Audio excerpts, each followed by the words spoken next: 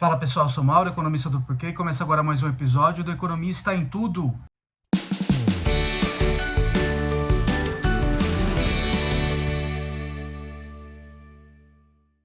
Para você que está chegando por aqui, eu convido a se inscrever no nosso canal e a ligar o sino para receber as notificações. Toda semana 3 vídeos novos.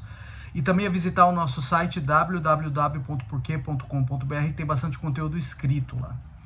Hoje eu vou falar da SUR, ou do SUR, né, que foi uma ideia discutida aí ao longo da semana passada sobre uma moeda comum a Brasil e Argentina. Isso foi colocado numa intenção conjunta dos dois presidentes, do presidente Lula e do presidente Alberto Fernandes, de começar uma discussão sobre uma moeda comum. Começar uma discussão, então ainda está num estágio bem preliminar. É uma coisa doida, né? Sai governo, entra governo, a mesma coisa continua. Então essa discussão é uma discussão que não sai de pauta dos governos. A gente já viu o ministro Paulo Guedes defender uma moeda única várias vezes durante o governo Bolsonaro e antes até escrever artigos defendendo uma moeda única. E a gente volta agora a essa discussão no governo Lula. É uma discussão um pouquinho diferente agora. Durante o governo Bolsonaro, nunca foi para frente, né, mas a ideia do ministro Paulo Guedes era chegar a um ponto em que você aboliria as moedas locais dos dois países em troca de uma moeda comum, como aconteceu no euro, na zona do euro, na Europa. Mas aqui não, aqui parece que a discussão é para ficar uma moeda que vai facilitar comércio e fluxos de capitais financeiros entre países. Eu vou discutir aqui um pouco quais seriam os custos e benefícios. Eu acho que ainda a discussão ainda está muito no ar, não tem detalhes, então vou fazer o que a gente poderia esperar, e eu acho que não evolui. Eu acho que você tem dois países aí com problemas fiscais, problemas de contas públicas muito sérios. O Brasil, se a gente olha para frente, não tem definição de regra fiscal, então a gente vê um juro bem alto aí por conta disso, dificuldade em controlar a inflação também, e a Argentina nem se fala. A Argentina está com uma inflação, está beirando a hiperinflação, a inflação chegando a 100% ao ano. Então é muito difícil você ter uma moeda estável com dois países numa situação fiscal do jeito que eles estão. Mesmo sendo uma moeda que vá só apenas para fluxos de capitais e para comércio. Então vou falar um pouquinho o que eu acho que se espera disso e qual seria um potencial benefício de ter essa moeda comum. Tá? O principal benefício acho que é facilitar comércio entre os dois países. Bom, como é que é feito o comércio hoje entre países, na maioria dos países do mundo? Esse comércio é lastreado pelo dólar. E o dólar, o fato de você fazer um comércio numa moeda comum facilita muito, né? Porque cada país não precisa agora ajustar as contas entre países, fazer o balanço de pagamentos de país a país. Né? Você não precisa se preocupar de ter um déficit muito grande com um país se ele é compensado com o superávit de outro país. O que você precisa é quando você olha para o balanço de pagamento geral do país, total do país, você precisa olhar ali os déficits e os superávites. Não precisa ficar olhando país a país.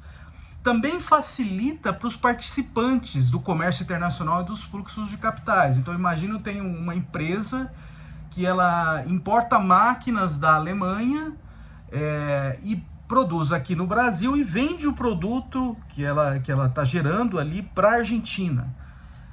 Então você tem três países aí envolvidos, potencialmente eu tenho várias taxas de câmbio envolvidas. Eu não precisaria ficar trocando entre várias moedas nessa brincadeira. Então facilitaria também aí essas trocas que envolvem vários países.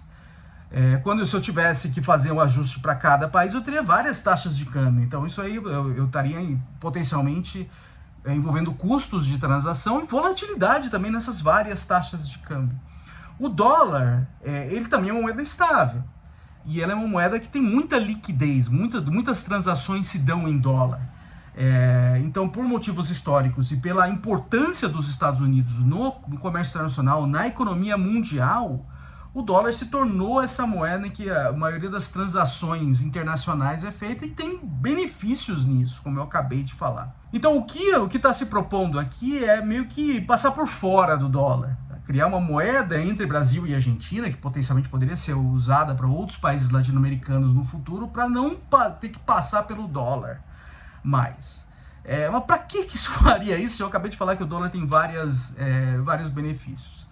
Eu acho que no caso do Brasil e Argentina tem, acho que um benefício, um potencial benefício, que tem a ver com a situação complicada que a Argentina está. Como é que está a situação da economia da Argentina? A Argentina ela tem um problema de inflação muito alto. Esse problema de inflação está ligado a um problema crônico nas contas públicas, que é financiado por impressão de dinheiro, por aumento na base monetária. Só que quando você aumenta a base monetária, a quantidade de dinheiro em circulação, o valor da moeda também cai. Então você gera mais inflação para começar, e o valor da moeda cai em relação a outras moedas, em particular o dólar. Então a tendência disso, quando você tem isso, é o dólar subir. Só que qual que é o problema da Argentina? Se o dólar sobe, ele cria ainda mais inflação, ele bota ainda mais fogo na inflação, porque você torna o preço dos produtos importados e dos preços dos produtos que você exporta também mais caros. Além disso, na Argentina tem muita dívida em dólar. Então, se o dólar dispara nessa brincadeira, ele também aumenta o custo desse endividamento. Então, quando você tem muito dívida em dólar, dívida pública em dólar também nesse caso, se torna a situação do país ainda mais frágil. Então, o que a Argentina tenta fazer? Ela tenta segurar a cotação do dólar. Só que para você segurar a cotação do dólar, você precisa ter reservas em dólar. Por quê? Porque a hora que o preço do dólar sobe, você joga essas reservas no mercado e aí você esfria a cotação do dólar. O problema é que a situação da Argentina é tão problemática que a quantidade de reservas está se esgotando. Então, o jeito que a Argentina ajusta esse problema é com controle de capitais. Então, assim, você não pode controla assim, muito de perto as transações internacionais que podem ser feitas em dólar. Então, um sintoma disso é um mercado paralelo muito importante que você tem lá, com um dólar diferente do dólar oficial. Então, essas transações, a Argentina tem que fazer escolhas duras ali, o que vai fazer, como vai usar esses dólares. Então, assim, dificulta muito a importação. Fica muito restrita a importação de o que a Argentina pode importar por causa disso, por causa dessa dificuldade de usar os dólares. Então, se você criar um canal ali em que a Argentina pode fazer importações sem passar pelo dólar, você dá uma aliviada nesse problema. Como esse canal estaria assim, restrito ao Brasil, você criaria um benefício para os exportadores brasileiros. Então ali tem um potencial ganho para os dois lados. A Argentina alivia a situação dela de conseguir importar fora do canal do dólar, e além disso os exportadores brasileiros teriam um canal ali privilegiado para poder acessar o mercado argentino. Então eu vejo um potencial benefício nisso. Só que é o seguinte, se a Argentina está olhando para isso como potencial benefício, e é uma coisa assim, é para anos o que vai acontecer aqui, vai demorar muito tempo se acontecer alguma coisa. Quer dizer que a Argentina está esperando continuar nessa situação durante vários anos? É uma coisa doida. Então eu acho que assim, tem esse potencial benefício, mas assim, será que daqui a, sei lá, 10, 15 anos, quando esse negócio tiver de fato de pé, a Argentina vai estar nessa situação ainda? Eu acho que todo mundo espera que não, né? Então, assim, ainda que tenha esse potencial benefício, assim, ainda muito incerto que se vai ter alguma coisa lá no futuro, eu acho que tem uma série de problemas ainda de implementação. Por isso que eu acho que esse negócio não vai para frente. Muito sinceramente, eu acho que não vai para frente. Então, a primeira questão é a seguinte: será que exportadores e importadores vão aderir? Então, imagine, o que essa moeda SUR ela teria envolvido? Então, algum importador lá da Argentina, por exemplo, compra um produto brasileiro e paga em pesos. Aí transforma isso em SUR, e esse SUR chega na mão do exportador brasileiro, que transforma em reais. Então vai ter uma taxa de câmbio aí entre peso SUR e real SUR. E ela não pode ser muito diferente da taxa de câmbio que está associada ao dólar hoje, que é o real peso, que passa pelo dólar.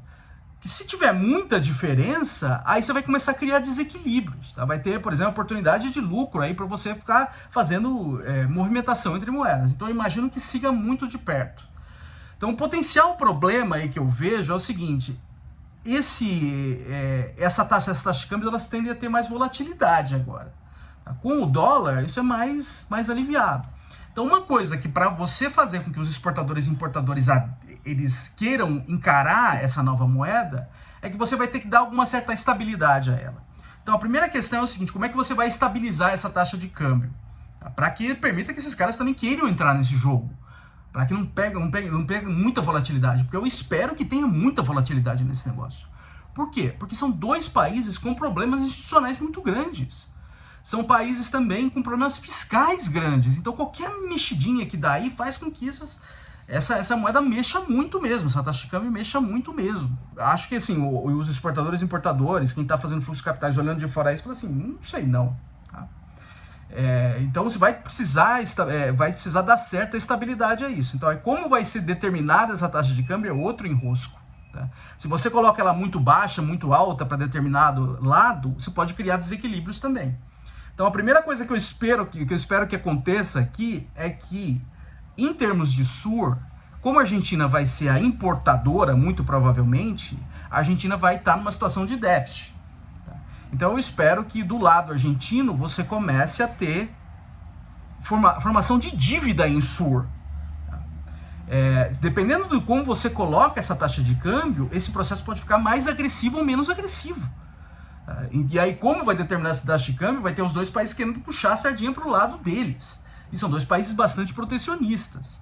Então, isso aí, para mim, já é um potencial problema na implementação disso. De novo, como vai ter dívida do lado argentino, você tem potencial de calote nesse negócio. E a Argentina já deu calote recentemente algumas vezes em sua dívida. Muito provavelmente, quem vai engolir esse calote vai ser o governo brasileiro. Por quê? Porque como o governo brasileiro vai se comprometer a trocar esse SUR por reais para o exportador brasileiro, ele vai basicamente incorporar essa dívida para ele. Então tem potencial de calote também. Então a Argentina, com seus problemas fiscais sérios, já deu calote algumas vezes recentemente em sua dívida, o que garantiria que não daria calote agora, tá? Agora com essa nova moeda. Muito provavelmente vai.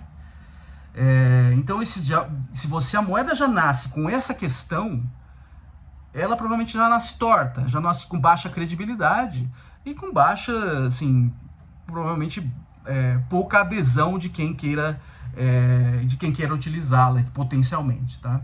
Então o que eu vejo assim, algum benefício de modo a aumentar comércio entre os dois países, principalmente aliviar a situação na Argentina, que tem essa dificuldade grande em importar por causa de falta de dólares, mas com vários problemas de movimentação, principalmente por causa da situação estrutural desses dois países. Então a minha expectativa é que isso não vá para frente, que fique basicamente no papel.